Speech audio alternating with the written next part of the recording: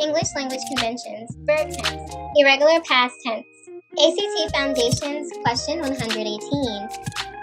Memedicine, antidote your ignorance.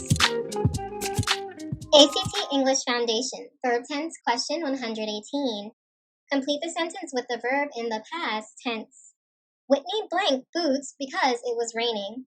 The task here is to shift the tense of where to its simple past tense verb form. Here's what I need you to understand.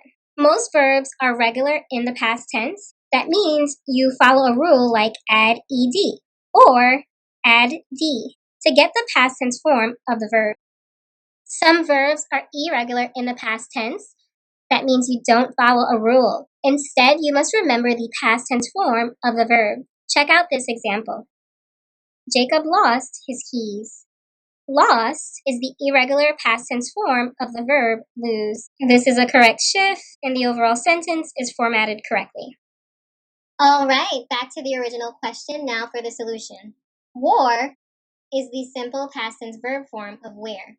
This is an irregular simple past tense verb form because it doesn't end in a D or an ED, so you'll have to commit it to memory.